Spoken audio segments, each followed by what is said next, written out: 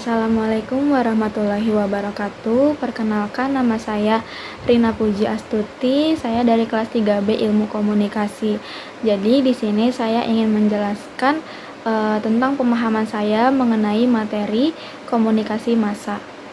Apa sih komunikasi massa itu?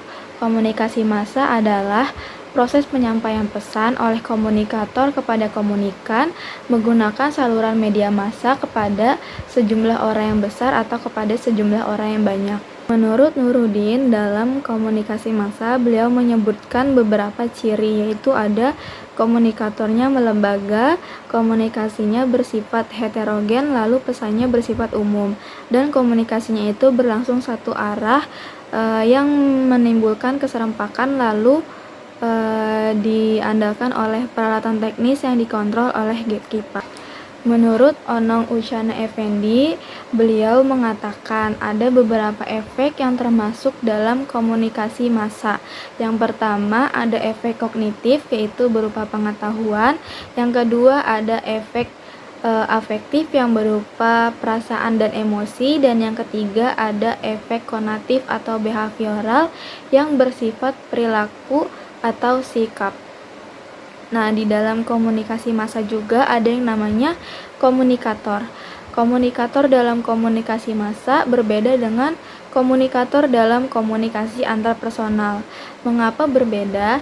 Karena pengirim pesan dalam komunikasi massa itu bukanlah seorang individu, melainkan suatu institusi atau gabungan dari berbagai pihak. Ketika ingin menjadi komunikator dalam komunikasi massa itu memiliki beberapa sifat. Yang pertama ada costliness, yaitu komunikator dalam media massa mampu memperhitungkan biaya yang harus dikeluarkan.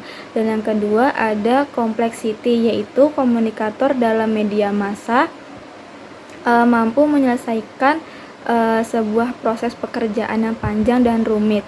Dan yang terakhir ada competitiveness, yaitu komunikator dalam media massa memiliki strategi untuk berlomba-lomba menarik perhatian khalayak sebanyak-banyaknya.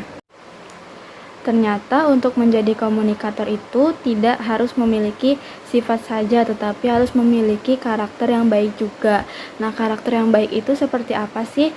Yaitu seperti goodwill, yaitu sifat yang baik, lalu ada good sense, yaitu pikiran yang baik, dan yang terakhir ada moral karakter, yaitu pikiran yang baik.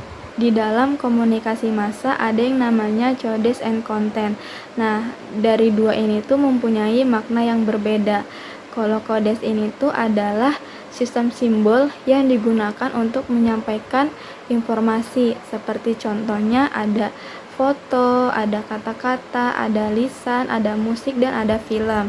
Sedangkan konten ini itu adalah isi media yang merujuk pada makna dari sebuah pesan yang biasanya ini bersifat informasi, dan pesan tersebut biasanya disampaikan melalui codes ini. Dalam komunikasi massa ada sebutan yang namanya gatekeeper. Apa sih gatekeeper itu? Gatekeeper dalam media massa terdiri dari beberapa pihak, yaitu diantaranya ada pimpinan redaksi, ada editor, ada manajer stasiun radio, dan ada produser program TV. Selain gatekeeper, ternyata ada juga sebutan regulator. Nah, regulator tersendiri ini tuh bekerja di luar institusi media. Lalu di Amerika Serikat ternyata ada 5 macam pokok regulator yang bisa digunakan dalam proses komunikasi massa, yaitu ada pemerintah, ada pengiklan, ada narasumber, ada organisasi profesi, lalu ada konsumen komunikasi. Nah, di komunikasi massa itu juga ada yang namanya media. Media ini tuh terbagi ada 2 media, yaitu ada media cetak dan ada media elektronik. Apa sih bedanya? Kalau media cetak itu seperti misalnya ada koran, ada majalah, dan ada tabloid. Lalu kalau media elektronik ini tuh ada televisi, ada radio, lalu ada media online juga. Lalu ada yang namanya audiens. Nah, menurut Marshall McLuhan, beliau itu menjabarkan kalau audiens ini tuh sebagai sentral komunikasi massa yang secara konstan itu dibombardir oleh media. Jadi, media massa ini mendistribusikan informasi yang merasuk pada individu atau audiens, sehingga individu atau audiens ini tuh tidak bisa menghindar dari yang namanya media massa. Menurut Haibert dan kawan-kawan di dalam buku Nuruddin, beliau ini menjelaskan setidaknya ada 5 karakteristik di dalam audiens. Yang pertama itu ada audiens cenderung individu, yang kedua ada audiens cenderung besar, yang ketiga ada audiens cenderung heterogen, yang keempat ada audiens cenderung anonim, dan yang terakhir audiensnya itu secara fisik dipisahkan dengan komunikator. Lalu ada juga yang namanya feedback.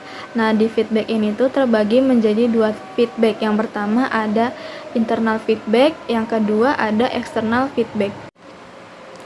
Dalam komunikasi massa terdapat beberapa etika yang harus kita pahami. Yang pertama itu kita harus mempunyai tanggung jawab. Yang kedua kebebasan pers. Yang ketiga masalah etis. Yang keempat tepatan dan objektivitas, dan yang kelima ini tuh kita harus adil sama semua orang. Nah, di dalam komunikasi massa juga mempunyai 2 hambatan. Yang pertama ada hambatan psikologis, dan yang kedua ada hambatan sosiokultural. Lalu di dalam komunikasi massa juga mempunyai kelebihan dan kekurangan. Apa sih kelebihan dan kekurangan di dalam komunikasi massa? Yang pertama itu ada jangkauannya itu sangat luas. Yang kedua intensitasnya itu bervariasi. Yang ketiga biayanya sangat tinggi. Dan yang terakhir itu ketepatannya itu tergantung pada ketepatan waktu. Di dalam komunikasi massa terdapat 2 model. Apa aja sih 2 model itu? Yang pertama ada model komunikasi 1 tahap, dan yang kedua ada model komunikasi 2 tahap. Perbedaan dari 2 model itu adalah kalau model komunikasi yang 1 tahap ini pengembangannya itu dari model jarum suntik. Lalu kalau yang model komunikasi 2 tahap ini tuh pengembangannya dari model jarum hipodermik. Nah, di dalam komunikasi massa juga ada yang namanya opinion leader. Apa sih opinion leader itu? Opinion leader adalah orang yang memiliki kemampuan untuk mempengaruhi sikap atau perilaku seseorang secara informal sesuai dengan kehendak pemimpin melalui hubungan sosial yang sudah dibinanya. Di dalam komunikasi massa juga terdapat bentuk media massa. Apa sih bentuk media massa itu? Bentuk media massa itu ada surat kabar. Nah, menurut Age, surat kabar ini tuh mempunyai 3 fungsi utama dan mempunyai 3 fungsi sekunder. Nah, 3 fungsi utamanya itu adalah yang pertama ada to inform, yang kedua ada to comment, yang ketiga ada to provide. Nah, 3 fungsi sekundernya itu ada mengkampanyekan proyek-proyek yang bersifat kemasyarakatan.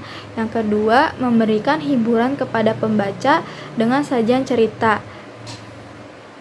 Dan yang ketiga ada melayani pembaca dengan konsiler yang ramah. Nah, dari 4 fungsi media massa itu yaitu ada komunikasi, ada edukasi, ada hiburan, dan ada provide. Yang paling menonjol di dalam media massa itu adalah sebuah informasi. Cukup sekian pemahaman dan penjelasan dari saya, kurang lebihnya mohon maaf. Wassalamualaikum warahmatullahi wabarakatuh.